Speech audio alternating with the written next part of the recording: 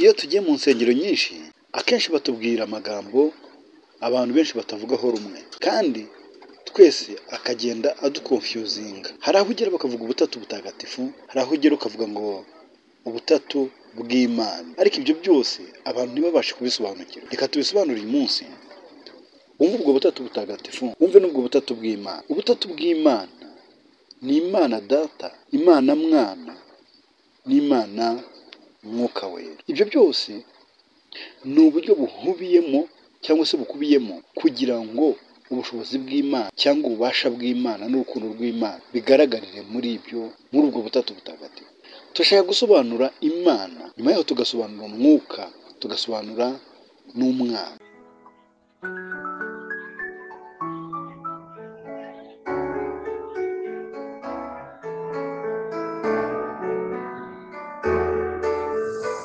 Imana Data ni Imana Rurema, Imana imwe, Imana yuzuye imbabazi, Imana itavuka, Imana idapfa, Imana ihoraho. Iyo niyo Mana yaremye ibintu byose uhereye mu itangiriro ukazarinda ugeza mu isoza ry'isi. Imana ihoraho, irahari ubu, izaba ihari ejo, yari ihari, nta gihe itazahoraho.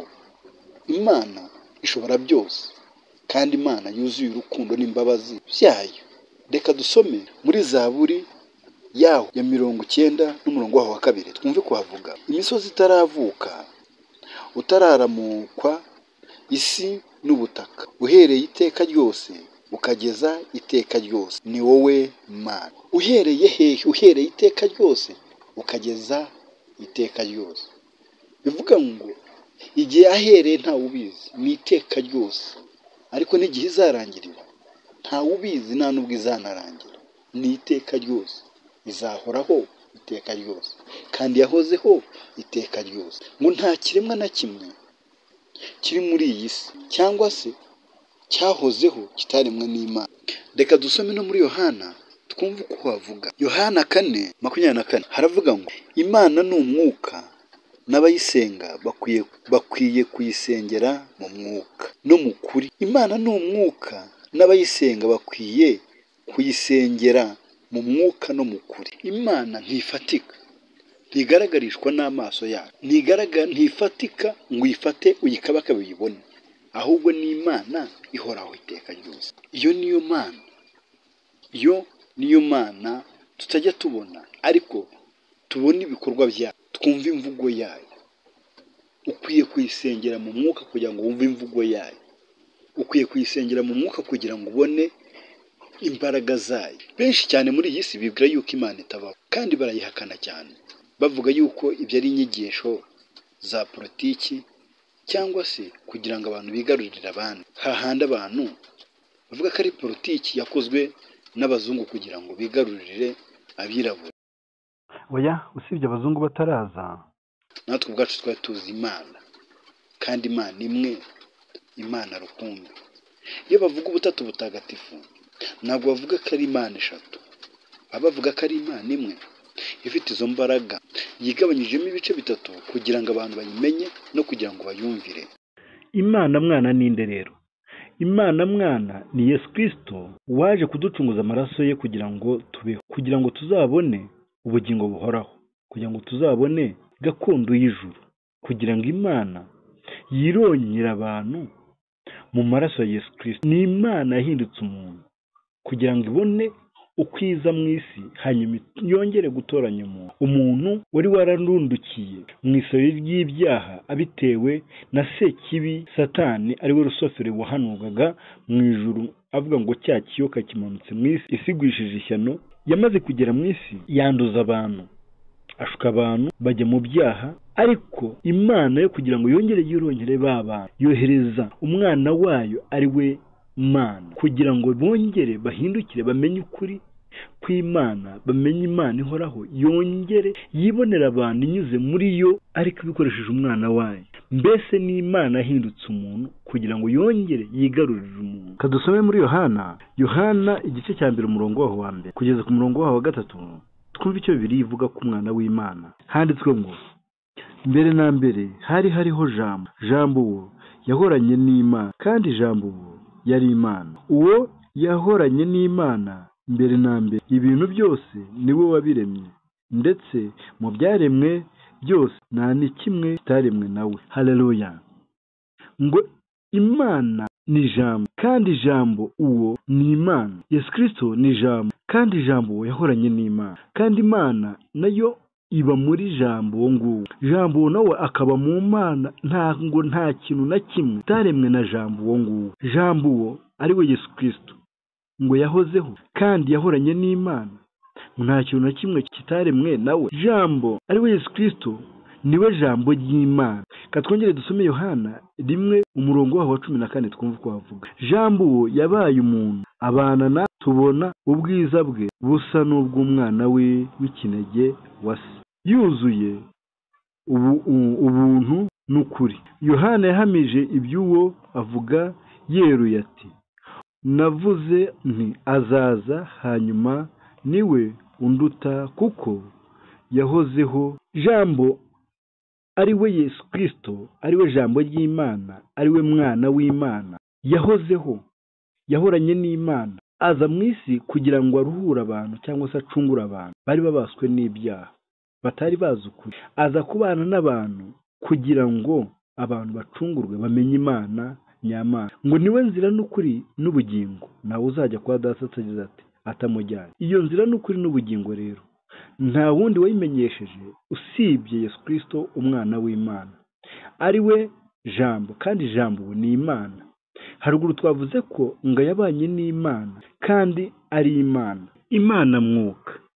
Imana mwuka ni ubushobozi bw'Imana bubana natwe muri twe kugira ngo ubashe gukorera Imana ushize amanga. Bwigisha umuntu ko akwiye kwitwara n'imigenzereze ye, bukakuyobora icyo Uwiteka gutumyeho ku bantu. Uwo ni umwuka ubana natwe. Ubushobozi bw'Imana dusobanura. Ubushobozi bw'Imana ni igihe utabasha kureka icyaha ku buryo bwawe, uburyo bwawe ukagerageza uburyo bwose wareka icyaha ariko bikakunanira. Mwuka wera y'umuhawe aza muri wowe agatangira akagushoboza kureka cya cyaha cyarakunaniye. Nibwo bushobozi bw'Imana butagaragara muri twebwe. Hahandi utangira kwigisha cyangwa se ujya imbere y'abantu ukabona ari ibintu bikomeye cyane, ukabona biragoranye, ukabona mbese ntabwo uhagarara imbere y'abantu amasaha 2, ukabona rwose ni ibintu bigoranye.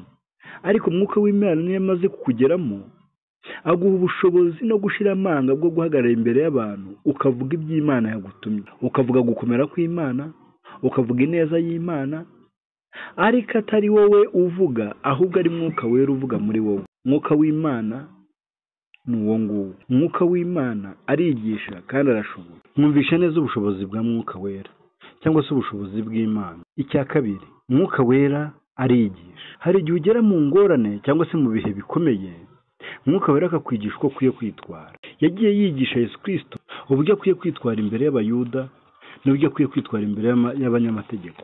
Yagiye yigisha abakozi b'Imana uko bakwiye kwitwara imbere y'abami n'ababayobora. Yagiye yigisha umuntu uko agomba kwitwara mu banyabyaha, mu batizera nkawe, uko akwiye kubitwaramo. Yagiye twigisha kenshi uko witwara mu bo muhuje kwizera cyangwa se uko ushobora kwitwara mu bo mwarakaranyije. Akwigisha guca bugufi, akakwigisha kujya hejuru mu gihe bikenewe, akaguhereza n'uko witwara mu cyubahiro wahawe n'abantu. Murimo murumva uko Umwuka wera twigisha. Imibanire y'abantu ni Mwuka wera ubiduha. Yego turabyigishwa mu makanisa menshi, ariko Mwuka wera akurushurizaho kugusobanurira kuruta uko abantu bakwigisha. Icya gatatu, Mwuka wera aguhishurira ibyenda kuba. Mu gihe ushyizweyo mu gihe cya nijoro, Mwuka wera aragusanga akakubwira ibyenda kuba mu rugendo rwawe niba ufite urugendo, cyangwa se ibyenda kukubaho mu bihe biri imbere. Mbese Mwuka wera ni umuhanuzi w'ukuri. Ni umwuka uza ukakubwira umuntu mugenda n'uwo ari we, ukaguhishurira umuntu uwo ari we umaze igihe ukwihishemo, cyangwa se ukaguhishurira imibereho y'abantu ugiye kuvugana nabo aba ari bo, hanyuma akakwigisha ibyo ugomba kubigisha. aguhishurira ibyo abantu bakeneye mu gihe ushaka kubigisha, cyangwa se akaguhishurira icyo wowe ukeneye mu gihe kizaza, mu gihe utakizi. Mwuka wera arigisha, mwuka wera ni ubushobozi, ni imbaraga nyine. Mwuka wera ikindi arahishura. Hari ibindi byinshi namwe mwese muzi mwuka wera akora mwakongeraho, ariko twe twabashije kuvuga ibyo ngibyo.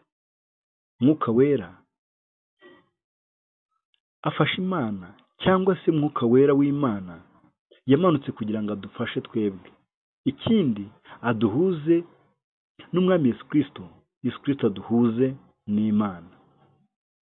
Ubutatu butagatifu twavugaga, cyangwa se ubutatu bw'Imana, ntabwo bivuga ko ari Imana eshatu, ahubwo ni ibice bitatu by'Imana ikoresha kugira ngo yihuze n'abantu.